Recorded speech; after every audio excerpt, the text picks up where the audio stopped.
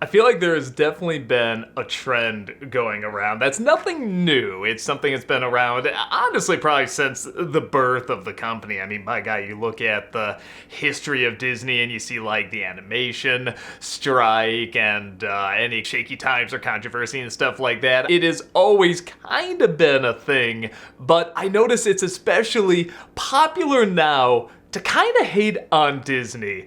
And as someone who admittedly does like Disney more than dislikes it, I can't act like I don't make jokes making fun of Disney's, shady past, shady present, probably shady future.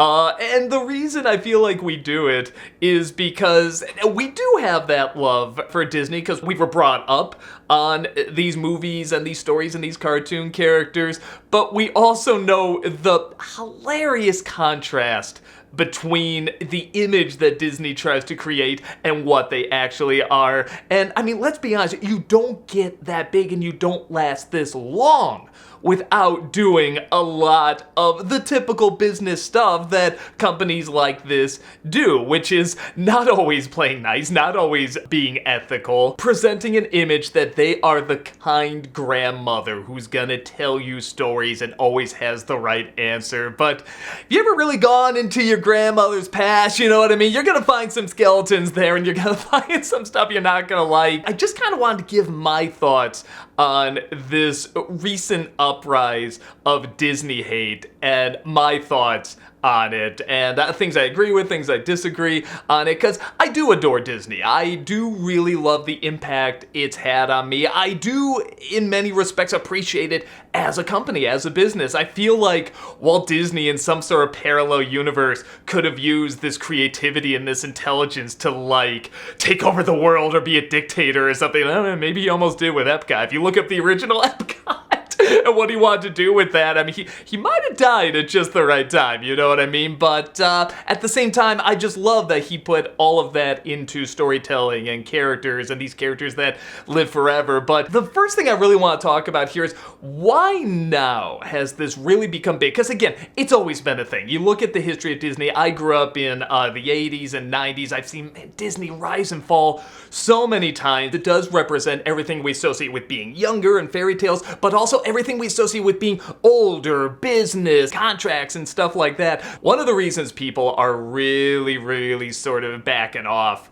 on them and getting more and more critical is that all the things that they've bought, I'm not gonna say like have been flopping, but they have not been turning out the consistent, passionate excitement that they have in the past. Like, let's just take Disney out of the equation for a second. Let's look at Star Wars. Like, Star Wars, obviously we had the new trilogy that started off okay and then got it pretty bad, but then we had TV shows and limited series like Mandalorian and Obi-Wan and Andor and stuff like that. And there has, at the very least, not been this passionate excitement around them anymore because there's just been so many of them. And, like anything, when you put out a lot, there's going to be varying results, and it's not going to feel as special the more you see it. With that said, I do love Andor. I thought this past season of Mandalorian was okay. I did see that one lame episode with Jack Black, but I don't think that was enough to kill it. You know what I mean? It's kind of everywhere now, where it doesn't feel as special and as built up.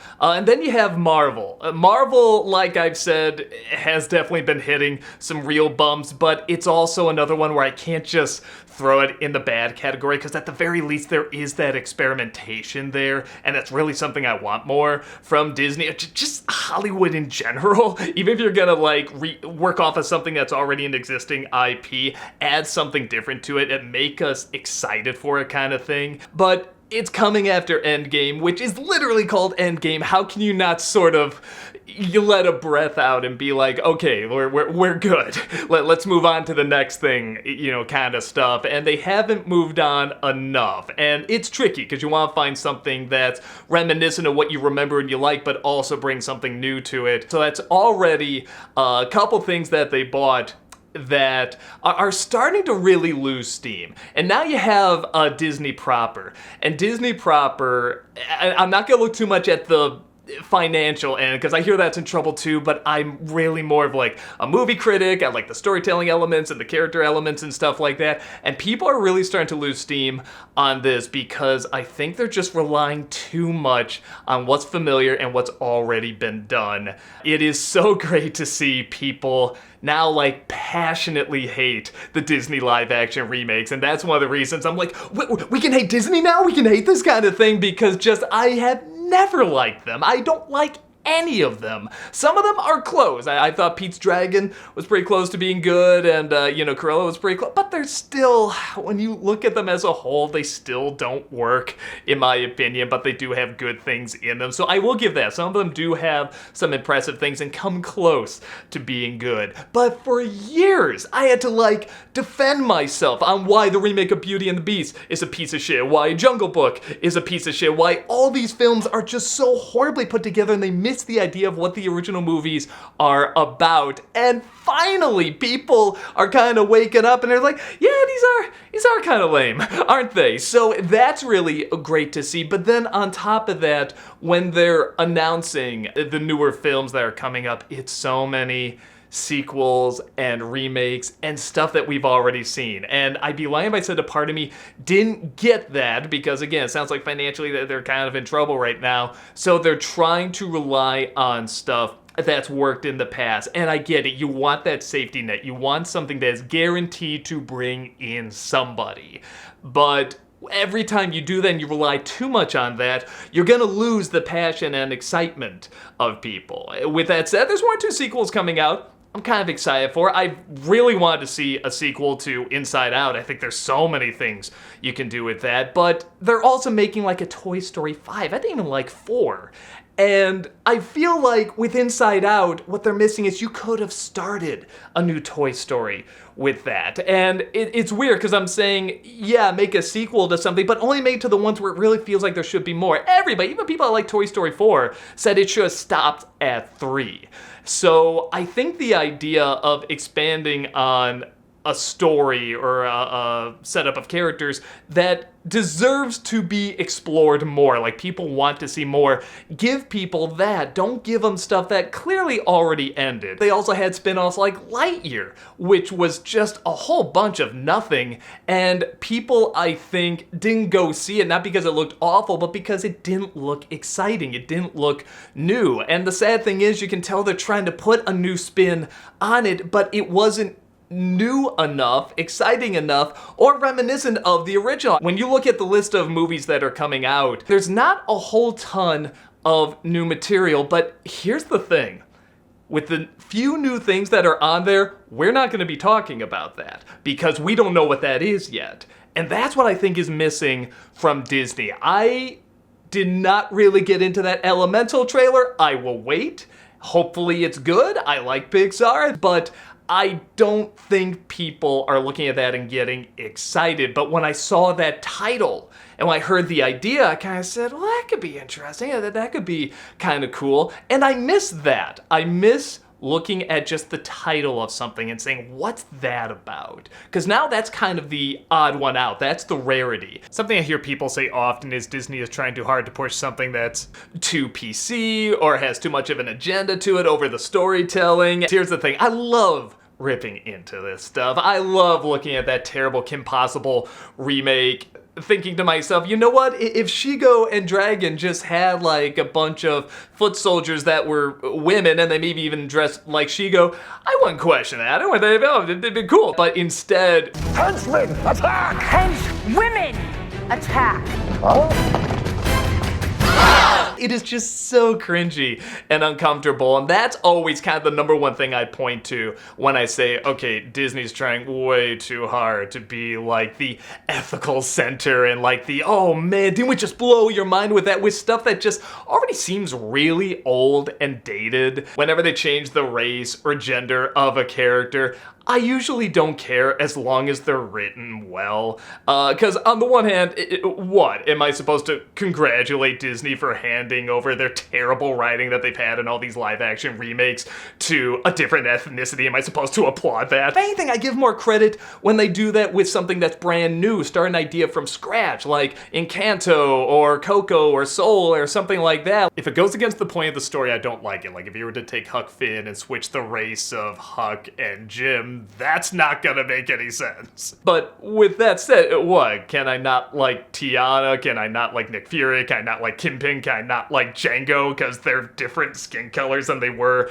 in the past? Oh shoot, I really like those characters. A shame I can't like them. Who gives a shit? They're cool characters. They're written well, so it's not something I really obsess over or think too much about. It's probably more of like a marketing move where it's popular. It's something that can make them look like the ethical company, because again, they love to be that, you know, the innocent mouse up there, family friendly and all that stuff. But it's probably something that just expands the brand. That would be my thought. I like it more when that stuff happens very organically and very naturally. Like, I feel like there's a ton of stuff in Encanto you can probably point to as like whatever, pushing an agenda or something like that, but nobody gives a shit because it's just good storytelling, good characters, good songs, just stuff you're going to enjoy. If they're written bad, I'm gonna say they're written bad. If they're written well, I'm gonna say they're written well.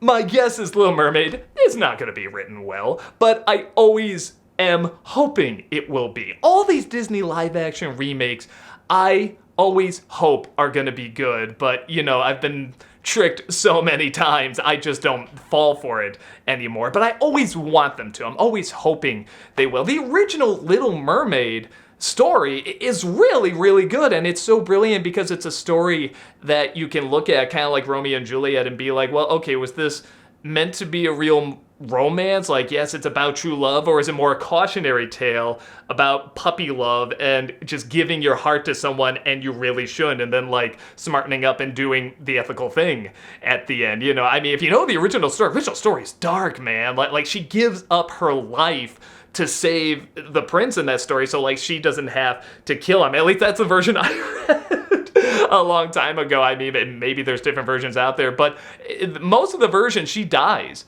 at the end. So when Disney comes along and just does something completely different, you could argue going against the original idea of the story, and we all applaud and say, well done, even though you just totally skewered what that original story was, I'm not bothered by it because it's still a good story. It's still beautiful animation. It's still wonderful music. We still get into the passion of that character who, you know, looks at the human world, says, wow, what is this? And everybody's telling her no and everything. So it's same thing with the Jungle Book. I love the original story. Both Disney versions are almost nothing like it whatsoever, but they're still good stories and I still enjoy them, and they have good music and likable characters and charming acting and songs and stuff like that. So it's still something where I say I don't like it as much as the original story, and again, you could argue in some ways goes against what it was doing, but it turns it into something else, something exciting, something fresh, something new. And that's what I feel like is missing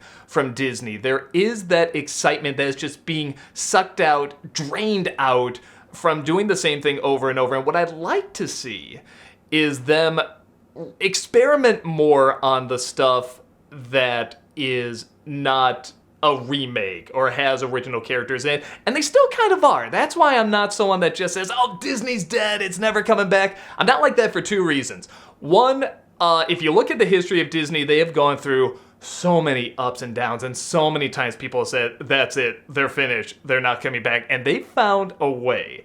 And I appreciate that because they found a way both through business sense, but also through good storytelling and finding what is exciting and new. And I feel like since I've been alive, I've seen it happen maybe 2 or 3 times. I feel like I've kind of seen it in the 80s with like the Black Cauldron days, but then they came back with Little Mermaid. And then I feel like you kind of saw it happen with like the late 90s where like all they had was Pixar. Everything else was not doing that great. But then they sort of picked it up with stuff like Tangled, and they really gave into the CG animation, the good storytelling there and everything, and that kind of exploded. And now I feel like this is kind of their third major dip for a while. So in my opinion, I think it's a rough patch, just going by the history of Disney in general. So it's not something where I go, ha ha, laugh at them doing so bad and everything. I do kind of do that with the Disney live action remakes, I'm not gonna lie. Because like from the beginning, I hated them. So I'm always gonna snicker a little bit when they're not doing well and people are finally starting to say, hey, you know, these aren't that hot.